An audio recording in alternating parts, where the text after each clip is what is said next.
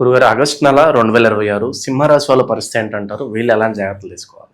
August నెలలో సింహరాశి వారికి సానుకూలమైనటువంటి ఫలితాలు గోచరిస్తూ ఉన్నాయి. ఈ రాశి వారికి వృత్తిపరంగా వ్యాపారపరంగా కూడా అనుకూలమైనటువంటి ఫలితాలుగానే చెప్పొచ్చు. కుజుడు అత్యధికమైనటువంటి బిందువులతో మంచి స్థానంలోకి ఆగస్టు 3వ తారీఖున రాబోతున్నాడు. అప్పటి వరకు కొంచెం గడ్డు కాలంగానే ఉంటుంది. 3వ తారీఖు నుంచి రాశి వారికి చాలా అనుకూలమైనటువంటి ఫలితాలు, అత్యధికమైనటువంటి బిందువులతో షడ్బలం అధికంగా ఉంటుంది రాశి వారికి.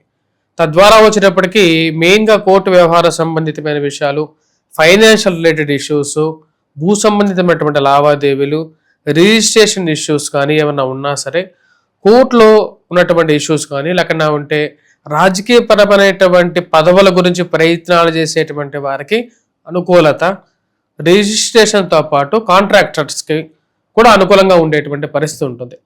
ఈ రాశిలో ఉండేటువంటి విద్యార్థులు కూడా మ్యాథమెటిక్స్లో బాగా పెర్ఫామ్ చేయగలుగుతారు, మంచి మార్కులు కూడా తెచ్చుకోగలుగుతారు. మ్యాథమెటిక్స్, రీజనింగ్, యాప్టిట్యూడ్ ఇలాంటి ఎగ్జామ్స్లో బాగా పెర్ఫామ్ చేస్తారు.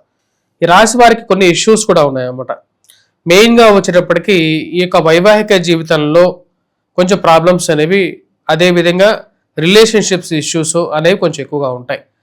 అది ముఖ్యంగా వచ్చేటప్పటికి రాహు సప్తమంలో ఉన్నాడు కాబట్టి దాని యొక్క ప్రభావం ఉంటుంది.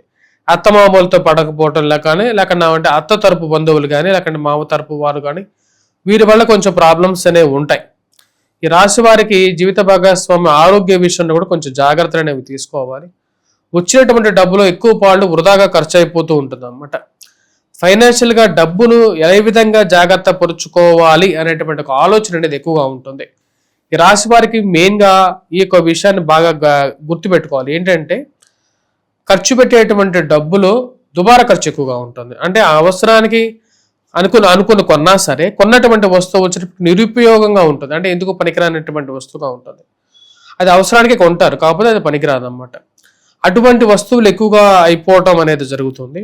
కానీ ఈ నెలలో కొంచెం బెటర్గా ఉంటుంది. రాశి వారికి మెయిన్గా ఇందా చెప్పిన విధంగా శుక్రుడు కూడా మంచి అనుకూలమైనటువంటి స్థితిలో ఉన్నాడు. కుటుంబంలో సంతోషంగా గడపడం అనేది జరుగుతుంది. ఇరుగు పొరుగు సఖ్యత విషయంలో కూడా గతంతో పోల్చుకుంటే కొంచెం బెటర్గా ఉంటుంది.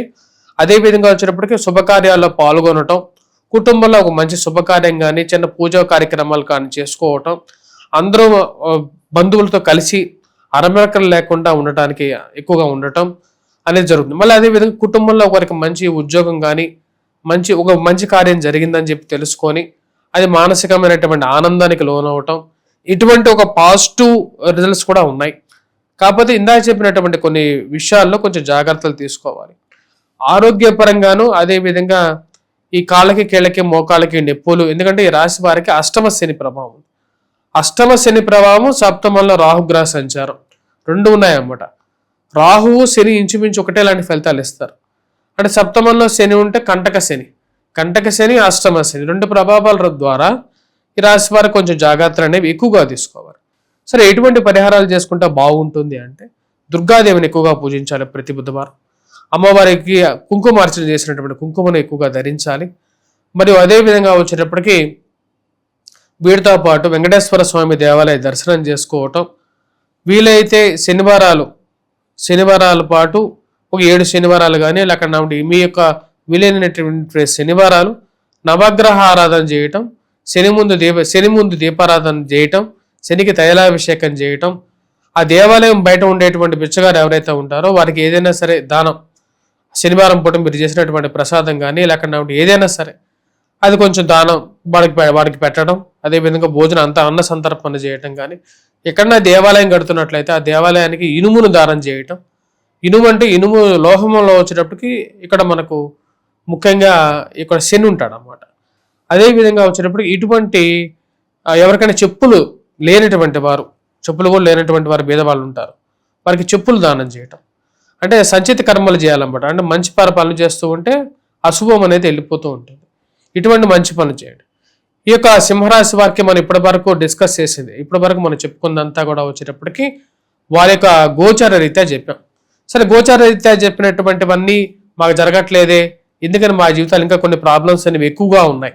ఎందుకంటే కొంతమందికి ఉద్యోగపరంగా ప్రాబ్లమ్స్ ఉంటాయి, కొంతమంది వైవాహిక జీవితంలో ప్రాబ్లమ్స్ ఉంటాయి, కొంతమందికి మిగతా అలాంటి ప్రాబ్లమ్స్ అంటే ఇచ్చినటువంటి డబ్బు రాకపోవడం కానీ ఫైనాన్షియల్ ఇష్యూస్ కానీ ఎక్కువగా ఉండొచ్చు, ఉద్యోగపరంగా కూడా ఉండొచ్చు.